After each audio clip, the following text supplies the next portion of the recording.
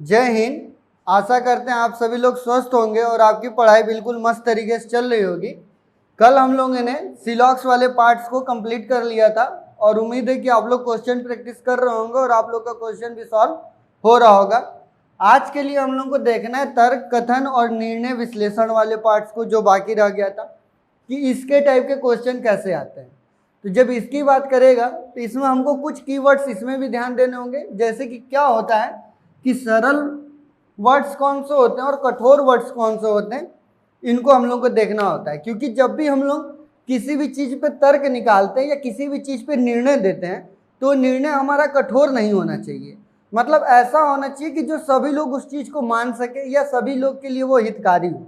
ऐसा नहीं हो कि सब पे बॉन्डिंग हो, कि ज़बरदस्ती की बात कहें हम कि नहीं आपको ये करना ही होगा। ये सारे वर्ड क्या होते हैं, अपने आप में कठोर होते हैं और सब लोग के लिए ये हित में नहीं होते हैं। लेकिन उसी बात को कहते हैं कि हाँ हो सकता है तो आप सभी लोग इस चीज़ को करिएगा। तो ये स्टेटमेंट अपने आप में क्या लग रहा है, सही लग रहा है। जैसे कि एग्जाम्पल के लिए हम बोल दें कि नहीं आपको पढ़ना ही होगा और सिर्फ पढ़ना होगा और कुछ नहीं करना है, तो ये मेरा दिया हुआ स्टेटमेंट क्या है, बहुत ही कठोर सा लग रहा है। लेकिन अगर ये यहीं पे हम बोले कि आप लोग कोशिश करिएगा कि आप लोग का ज़्यादा से ज़्यादा टाइम पढ़ाई पे लगे और उसके बाद जो चीज़ें हैं उस पर ध्यान दीजिएगा, तो यहाँ पे क्या एक सहजता वाली बात दिख रही है ना, जो समझ में आ रहा है कि नहीं इम्पॉर्टेंस हमारे लिए स्टडी, उसके बाद कुछ चीज़ें हैं उनको बाद में करना है, ये हमारे लिए वो दिख रहा है। उसी के लिए कोई वर्ड की वर्ड्स आते हैं, जैसे कि जब बात करें कुछ की, कम से कम, या फिर संभावना की बात करें, जैसे कि हो सकता है, थोड़ा सा, अच्छा, इनमें से कुछ हो सकते हैं, ऐसे हो। तो जब ऐसे वर्ड का हम लोग यूज करते हैं तो वहाँ पे वो वाक्य अपने आप में सरल दिखता है। पर जैसे ही हम लोग 100% वाली बात करते हैं कि नहीं यही होगा, यही होना चाहिए, ये सभी थे, तो ये सब बात क्या करता है, एक कठोरपन को दिखाने लगता है कि नहीं आप, जैसे कि हम बोल दें कि हमारे पास पूर्ण ज्ञान है, हमको सब चीज़ पता है, तो ये क्या है, मेरे अंदर के अहंकार को दिखाने लगेगा कि हमको सब कुछ पता है, हमको सब कुछ आता है।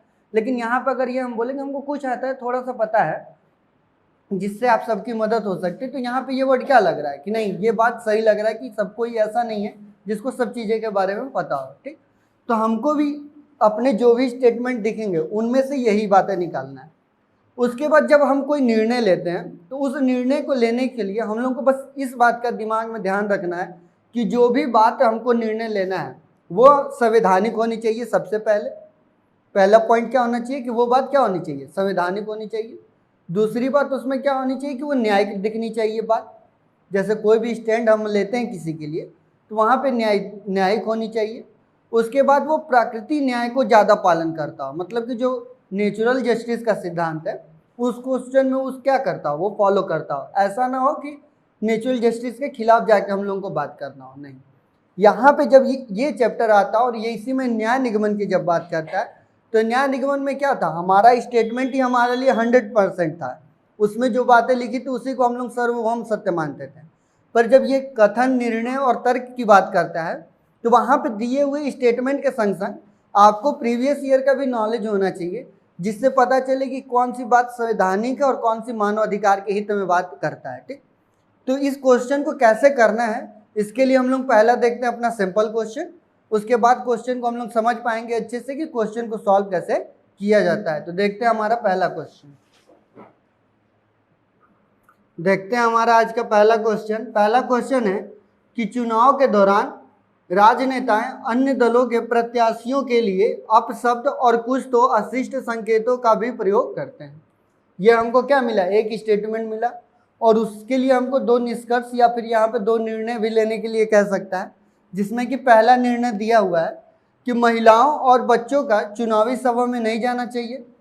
दूसरा बोला है कि चुनाव आयोग को राजनेताओं के लिए कठोर आचार संहिता लागू करनी चाहिए। ठीक, जब ये दो स्टेटमेंट दिया और इसके लिए हमको क्या दिया था, एक कथन दिया था। इसके लिए भी हमको 4 ऑप्शन मिलेंगे, जिसमें हमको मिलेगा निष्कर्ष 1 फॉलो करता है, निष्कर्ष 2 फॉलो करता है, या फिर दोनों में से कोई नहीं करता है, या फिर दोनों करते हैं। ऐसे ही स्टेटमेंट देखने के लिए मिलेंगे। अब देखो हमको यहाँ पे कथन जब देता है तो हमको इसमें से निकालना इंपॉर्टेंट पॉइंट कि यहाँ पे सबसे गलत पॉइंट क्या है या फिर सबसे सही पॉइंट क्या है। तो जब इस चुनाव के बारे में बात कर रहा है, किसके बारे में बात कर रहा है, पहला पॉइंट चुनाव के बारे में। दूसरा क्या बात कर रहा है कि राजनेता जो होते हैं वो अन्य दलों के प्रत्याशियों के लिए कैसा वर्ड यूज कर सकते हैं, अपशब्द और अशिष्ट संकेत। ठीक, अशिष्ट संकेत का मतलब होता है कि कुछ भी ऐसा संकेत जो कि व्यवहारिक जीवन में बहुत ही देखने में बुरा सा लग जाए। ठीक, और यहाँ पे अपशब्द का मतलब गाली गलौज कुछ भी हो सकता है जो उनको बोल दिया जाए।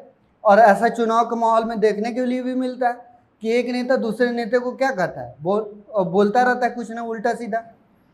तो उससे हमको दो निष्कर्ष निकालना है कि जैसे कि चुनाव का जो जनसभा होता है वहाँ पे महिलाओं और बच्चों को न भेजें ताकि उन पे दुष्प्रभाव न दिखाई दे, एक पॉइंट ये मिला है। और दूसरा पॉइंट ये मिला है कि चुनाव आयोग को ऐसे नेताओं के ऊपर क्या करना चाहिए, जो राजनेता हैं उनके लिए क्या कठोर आचार संहिता का प्रबंध करना चाहिए।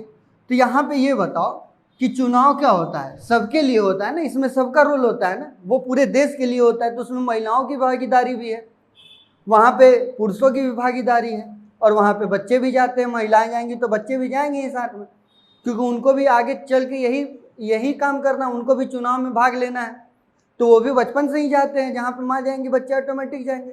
तो अब चुनाव के अधिकार का क्या है, यह हमारे गणतंत्र होने का या फिर हमारा डेमोक्रेटिक होने का यही तो पहचान है कि हम चुनाव में प्रत्यक्ष रूप से भाग लेंगे। हमको पता कैसे चलेगा कि हमारे बारे में क्या बातें हो रही हैं, नहीं हो रही हैं, या फिर सरकार जब आएगी तो हमको क्या लाभ देगी। अगर महिलाएं और बच्चे नहीं जाएंगे तो उनको क्या पता चलेगा कि महिलाओं और बच्चों के लिए क्या दिशा निर्देश मिला है, क्या नई सरकार उनके लिए कर सकती है या पुरानी सरकार क्या कर रही है। जब जाएंगे तभी तो पता चलेगा।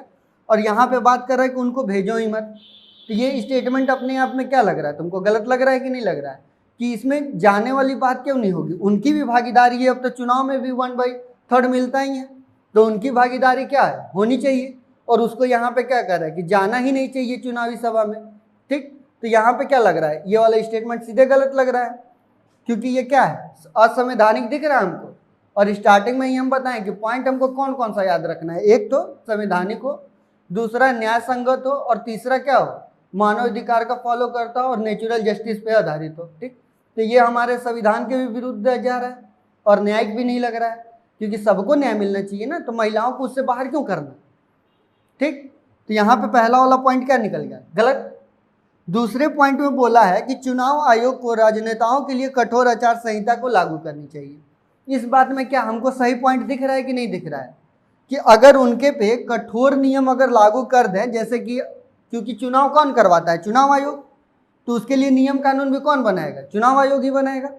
तो जब चुनाव आयोग नियम कानून बनाएगा तो जो राजनेता ऐसे अपशब्द या फिर जो भी अशिष्ट संकेत का प्रयोग करते हैं उनके लिए कानून बन जाए कि जो भी गाली गलौज करेगा वो चुनाव नहीं लड़ सकता, उसकी सीटें क्या होगी, निरस्त कर दी जाएंगी, उनकी सदस्यता क्या हो जाएगी, निरस्त हो जाएगी।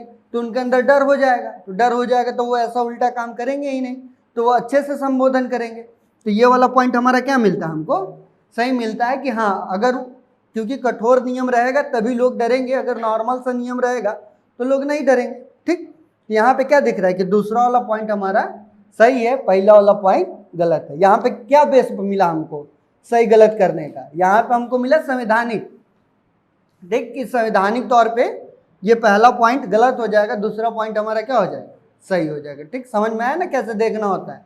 अब हम लोग देखते हैं नेक्स्ट क्वेश्चन। अब हम देखते हैं हमारा नेक्स्ट क्वेश्चन है कि एक पुलिस अधिकारी को शिकायत मिलती है कि उसके जिले के एक सांसद कुछ काम करने हेतु रिश्वत ले रहा है। ठीक, उसके बाद उसी के लिए निष्कर्ष दिया है कि पुलिस अधिकारी को मामले की जांच एवं सांसद को रंगे हाथ पकड़ने की कोशिश करनी चाहिए। उसके बाद है कि पुलिस अधिकारी को और शिकायत का इंतजार करना चाहिए, फिर सांसद को पकड़ना चाहिए। ठीक, ये हमारे पास दो स्टेटमेंट देखने के लिए मिला। अब यहाँ पे भी हमको सबसे पहले क्या देखना होगा कि इंपॉर्टेंट लाइन हमारे लिए सबसे क्या है जरूरी, जो इस क्वेश्चन के स्टेटमेंट में दिया हुआ है। और यहाँ पे क्या स्टेटमेंट दिया है कि एक पुलिस अधिकारी को क्या मिलता है, शिकायत मिलता है। कंफर्म है कि शिकायत मिलता है कि सांसद क्या कर रहा है कि कुछ काम करवाने के लिए रिश्वत ले रहा है, और रिश्वत लेना क्या है, गैर कानूनी काम है। तो गैर कानूनी काम है तो उसके लिए सजा का भी प्रावधान होना चाहिए। अब उसके बाद हमको निष्कर्ष जब दे रहा है तो यहाँ पे बोल रहा है कि पुलिस अधिकारी को मामले की जांच करनी चाहिए और सांसद को रंगे हाथ पकड़ने की क्या करनी चाहिए, कोशिश करनी चाहिए। ठीक, यहाँ पे कौन सा वर्ड किया है, कोशिश वर्ड किया है यूज। ठीक, तो जब ये स्टेटमेंट हम लोग देखते हैं तो यहाँ पे हमको क्या दिखता है, स्टेटमेंट ये हमारा सही दिखता है या गलत दिखता है? सही दिख रहा है एकदम प्रॉपर कि हाँ, जब पुलिस अधिकारी को शिकायत मिल गई, क्या वो उसको शिकायत मिल गया, तो जब शिकायत कोई किया है तो इसका मतलब उसके पास कुछ सबूत होगा तभी तो वो शिकायत किया होगा। बिना बेस के तो आदमी शिकायत कर ही नहीं सकता। तो उसके पास शिकायत करने के लिए क्या होंगे, कुछ सबूत होंगे जो वो क्या दिया होगा, पुलिस अधिकारी को दिया होगा। और जब पुलिस अधिकारी को दिया तो वो क्या करेगा, तुरंत जाके उसको पकड़ने के लिए उससे बेहतर है कि सबसे पहले क्या करे, मामले की जांच करे, देखे कि कितना सही और क्या नहीं है, और उसके बाद कोशिश क्या करे कि सांसद को रंगे हाथ पकड़ ले। ठीक, इसका मतलब यहाँ पे जो पॉइंट बोला गया वो एकदम परफेक्ट बोला गया है कि पुलिस प्रशासन को पहले ये कोशिश करना चाहिए कि उस मामले की जांच कर ले और फिर कोशिश करनी है कि सांसद को रंगे हाथ ही पकड़ ले। ठीक, तो ये पॉइंट हमारा एकदम क्लियर हो गया कि ये पॉइंट तो सही है। दूसरा पॉइंट दे रहा है कि पुलिस अधिकारी को और शिकायत का इंतजार करना चाहिए और उसके बाद सांसद को पकड़ना चाहिए। यहाँ पे कह रहा है कि और शिकायत का, जब उसके पास एक शिकायत हो या फिर उसके पास 10 शिकायत हो, अगर कोई एक जुर्म करे या फिर 10 जुर्म करे, उसके ऊपर केस तो चलेगा ना, वहाँ से उसका अपराधी होना घोषित हो चुका है ना कि वो अपराध कर रहा है। तो जब इसके बारे में हमको पहले से एक ही जानकारी काफ़ी है तो वहाँ पर हम और जानकारी और शिकायत का क्यों वेट करेंगे? ठीक, तो यहाँ पे ये वाला न्याय संगत लग रहा है? नहीं, यहाँ पे रिश्वत तो पुलिस को खिला के नहीं रखा है कि अभी और शिकायत आएगा तब अच्छा काम करेंगे, क्योंकि यहाँ पे फिल्मी दुनिया तो चल नहीं रहा है कि यहाँ पे पुलिस वाले को सांसद जी पहुँचा चुके हैं, एक पेटी काम हो गया है। यहाँ पे रीजनिंग का क्वेश्चन है तो वास्तविकता से उसका लेना देना नहीं है। अगर कोई भी गलत काम करेगा तो पुलिस उसको पकड़ेगी। ठीक, तो यहाँ पे हमारा आंसर कौन सा आया? ए। क्यों आया, समझ में आया? ये कृत्य जो हो रहा था इसमें क्या समझ में आया, ये किस बेसिस पर हम इसका निर्णय ले पाए? न्यायिक बेसिस पे कि ये न्याय को फॉलो करता है या नहीं, ठीक, कानूनी है या नहीं। ये कानून की बात इसमें हम कर रहे हैं ना कि अपराध करना क्या है, रिश्वत लेना क्या है, गैर कानूनी काम है, और यहाँ पे गैर कानूनी काम कर रहे हैं तो उनको पकड़ा जाएगा और उनके ऊपर कार्रवाई की जाएगी। तो यहाँ पे आंसर देने का बेस हमारा क्या मिला कि कानूनी है या गैर कानूनी कृत्य है, उसके ऊपर ही हम क्या कर पाए, निर्णय ले पाए। ठीक, समझ में आया कैसे लेते हैं निर्णय? इसी तरीके से निर्णय लेते हैं। अब हम लोग देखते हैं हमारा नेक्स्ट क्वेश्चन। अब हम देखते हैं हमारा नेक्स्ट क्वेश्चन। नेक्स्ट क्वेश्चन है कि कपिल ने सोनी टीवी पर prime news with Kapil show में अपनी भूमिका के लिए सर्वश्रेष्ठ समाचार एंकर का अवार्ड जीता। ठीक, उसके बाद निष्कर्ष दिया है कि कपिल एक टीवी समाचार एंकर हैं और कपिल ने लगातार दूसरी बार यह अवार्ड जीता है। अब यहाँ पे देखो क्या दिया है, कपिल ने सोनी टीवी पर prime news with Kapil show में सर्वश्रेष्ठ एंकर का अवार्ड जीता है। अब कितने लोग तो इस चीज़ को एक्सेप्ट ही नहीं करेंगे कि अरे सर सोनी की भी बात कर रहा है, ऊपर से कपिल की भी बात कर रहा है, तो कपिल शर्मा शो आएगा कॉमेडी वाला कि यहाँ पे न्यूज का कहाँ से बात ला दिए आप। तो इस चीज़ पे नहीं जाना है आपको। यहाँ पे जो स्टेटमेंट लिख दे वो अपने आप में क्या होता है, 100% सही होता है। यहाँ पे एग्जामिनर का यही मोटिव ही होता है कि आपको ऐसे नाम दे जो आप सुने हो और उस चीज़ के बारे में आप तर्कहीन हो जाएं और उस चीज़ को रियलिटी से आप कंपेयर करने लग जाएं। वो एक दुनिया में बस कपिल एक ही तो है नहीं। ठीक, और हो सकता है यहाँ पे सोनी चैनल का यूज किया हो सोनी टीवी पर, हो सकता है ये किसी सोनी न्यूज़ टीवी का बात कर रहा हो जिसपे न्यूज के बारे में भी बात कर रहा है। तो हमको यहाँ पे जो स्टेटमेंट दिखाई देगा ना, उस स्टेटमेंट से ही हमको कंक्लूजन निकालना है कि क्या निर्णय आएगा। समझ में आया बात? यहाँ पे ये नहीं सोचना है कि कपिल शर्मा की बात कर रहा है, वहाँ पे नहीं चले जाना है कॉमेडी शो पे। क्वेश्चन खराब हो गया। देखते हैं हमारा आज का नेक्स्ट क्वेश्चन।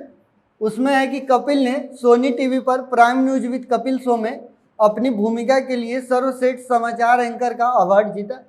उससे रिलेटेड हमको 2 निष्कर्ष दिया हुआ है। ठीक, यहाँ पे हमको जो भी पॉइंट ध्यान देना होता है वो कहाँ पे देना होगा अपने स्टेटमेंट के ऊपर। हमको इस बात पे परेशान ही नहीं होना है कि वो कपिल की बात कर रहा है और न्यूज की बात कर रहा है, जबकि कपिल क्या है, एक कॉमेडियन है और आता भी कहाँ पे है, सोनी टीवी पे ही। तो हमको इस बात से परेशान नहीं होना कि नहीं यहाँ पे पहले ही दे रहा है कि कपिल एक टीवी समाचार एंकर है। एकदम गलत बात। टीवी पे वो समाचार एंकरिंग करता ही नहीं है, वो क्या करता है, कॉमेडी करता है, कॉमेडियन है। इस बात पे आप लोग को अड़िग नहीं होना है। जो यहाँ पे स्टेटमेंट दिया है उसके अकॉर्डिंग ही हमको क्या करना होता है, आंसर देना होता है।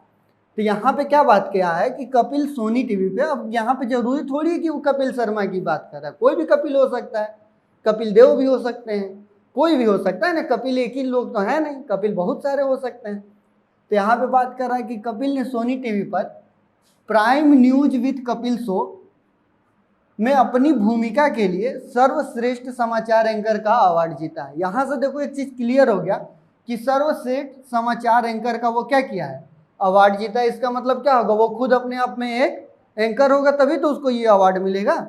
तो यहाँ पे पहला ही लाइन दिया था कि कपिल एक टीवी समाचार एंकर है, तो इस बारे में हमको एकदम अच्छे से जानकारी मिल रहा है, तभी तो उनको बेस्ट एंकर का अवार्ड मिला। तो यहाँ पे ये स्टेटमेंट हमारा क्या हो जाएगा, 100% सही हो जाएगा।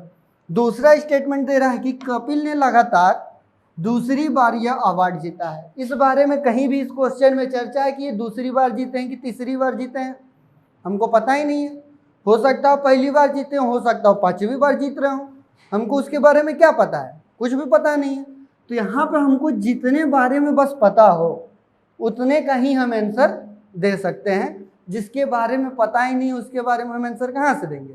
तो यहाँ पे ये दूसरी बार जीतेंगे या तीसरी बार जीतेंगे, इसके बारे में कोई भी इस क्वेश्चन में सच्चाई नहीं मिल रही, तो ये स्टेटमेंट क्या हो जाएगा, गलत हो जाएगा, और पहला स्टेटमेंट हमारा सही हो जाएगा। अब हम देखते हैं हमारा नेक्स्ट क्वेश्चन।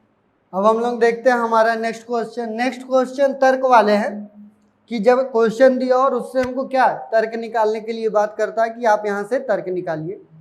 तो यहाँ पर हमको क्वेश्चन दिया है कि क्या मंत्री को सुविधा से वंचित उन छात्रों को मुफ्त लैपटॉप वितरण करना चाहिए जिन्होंने स्कूल छोड़ दिया है।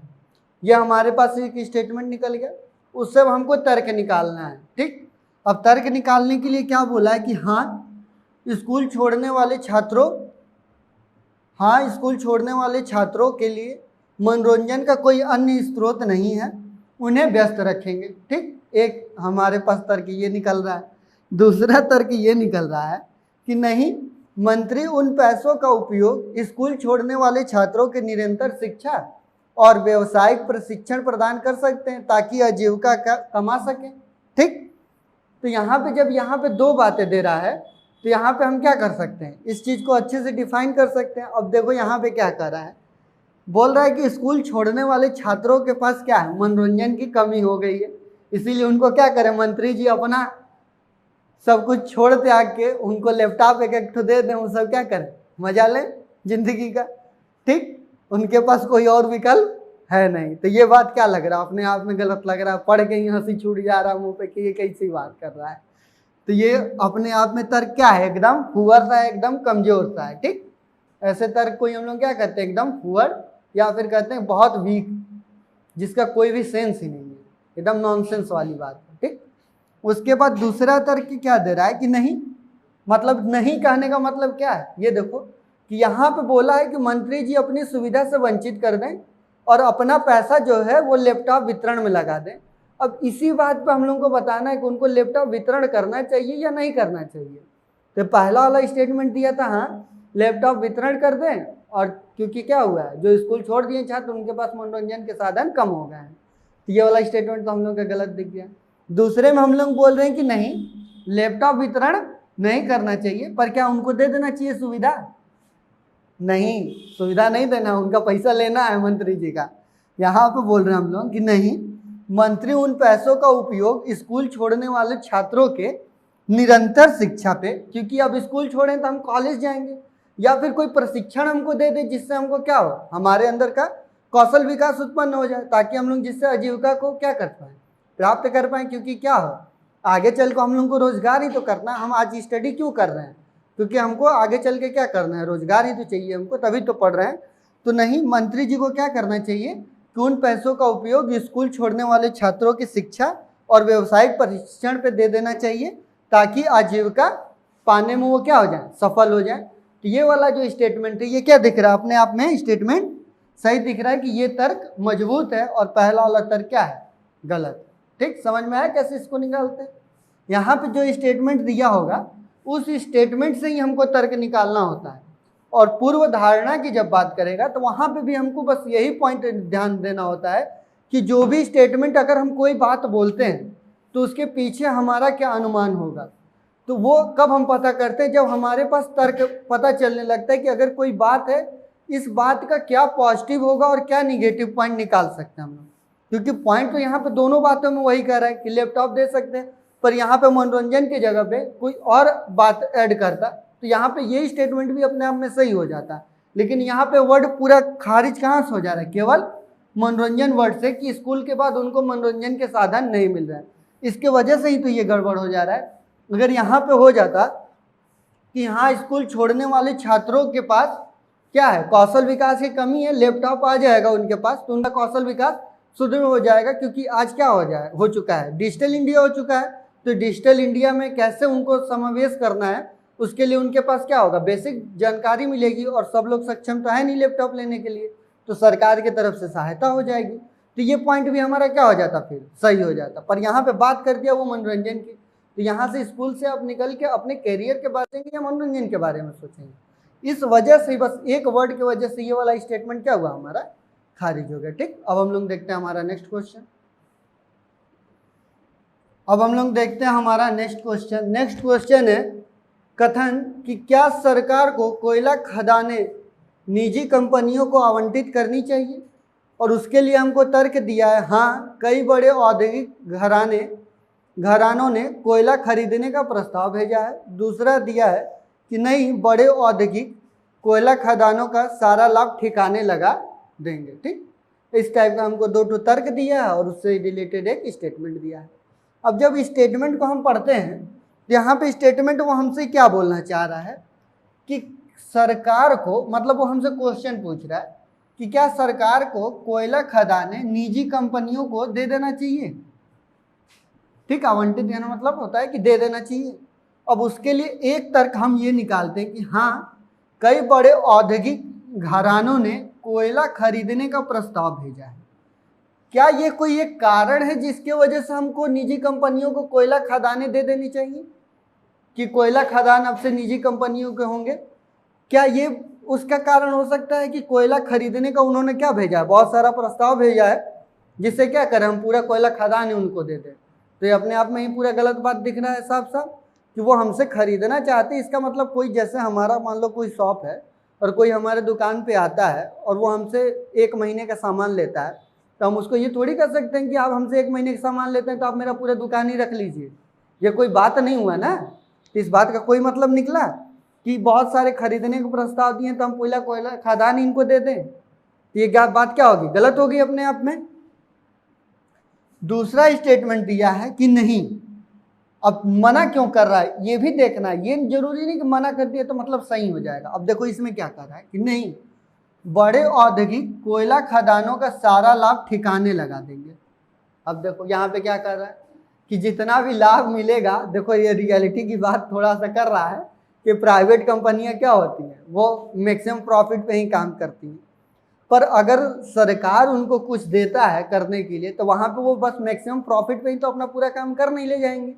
यानी कि ये स्टेटमेंट भी क्या हो जाता है, गलत हो जाता है कि वो पूरा लाभ निकाल लेंगे, बस इस वजह से हमको क्या उनको नहीं देना चाहिए, नहीं। तो ये स्टेटमेंट भी अपने आप में क्या हो जाएगा, गलत हो जाएगा। क्योंकि बस इस बेस पे हम मना कर दें कि वो कोयले से क्या करेंगे, सारा लाभ निकाल के अपने पास रख लेंगे। अब वो प्राइवेट कंपनियां हैं तो उसका सिद्धांत क्या है, मैक्सिमम प्रॉफिट, तो वो तो प्रॉफिट कमाएगा ही। ठीक, तो पर इसके लिए हम उसको मना ही कर देंगे तो ये तो सही बात है ही नहीं। तो उसके लिए हम किसी को मना ही नहीं कर सकते। ठीक, तो यहाँ पे ये स्टेटमेंट भी अपने आप में क्या हो जाएगा, गलत हो जाएगा। समझ में आया। उसके बाद देखो अब हम लोग देखते हैं कथन और पूर्व धारणाएं वाला क्वेश्चन, कि जब कथन कोई दिया जाता है तो उसके पीछे क्या क्या लॉजिक हो सकता है। उसके लिए हमारा पहला क्वेश्चन है कि सितारे के लिए लक्ष्य आप कम से कम चंद्रमा पर तो उतरेंगे। यहाँ पे क्वेश्चन क्या है कि सितारों के लिए लक्ष्य आप कम से कम चंद्रमा पर तो उतरेंगे, ये हमको स्टेटमेंट दिया है कोई, और उससे हम धारणा निकालें कि इसके पीछे बोलने का लॉजिक क्या हो सकता है। कि लोग सितारों के लिए लक्ष्य रखते हैं क्योंकि वो चंद्रमा से बड़े होते हैं, ये लॉजिक हो सकता है इस स्टेटमेंट को बोलने के पीछे। तो यहाँ पे साफ समझ में आ रहा है कि सितारे बड़े होते हैं इसलिए ये बोला क्या होगा स्टेटमेंट ये वाला ये तो अपने आप में ही गलत दिख रहा है कि बस इस वजह से कोई हमसे, जैसे लॉजिक है कि इसके पीछे बोलने का कारण क्या रहा होगा कि कोई हमको ये बात क्यों बोलेगा।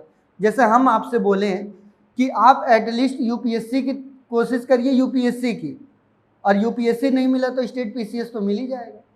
तो ये उस सेंस में कहने की बात है कि सितारों के लिए आप लक्ष्य रखिए, आपको कम से कम चंद्रमा पर उतरने का मौका मिल जाएगा।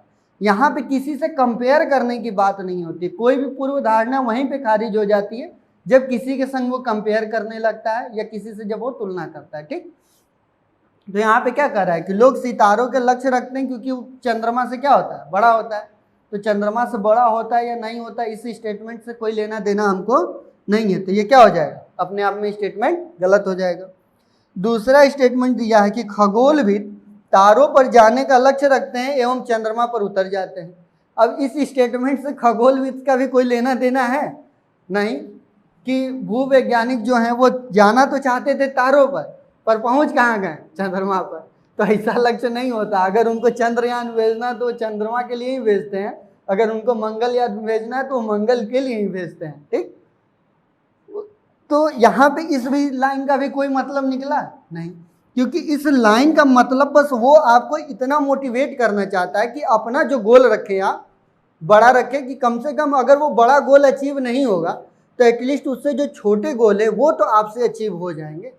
इस सेंटेंस का कहने का मतलब ये रहा होगा। ठीक, तो अब हम लोग मिलेंगे नेक्स्ट वीडियो में, तब तक के लिए जय हिंद, जय भारत।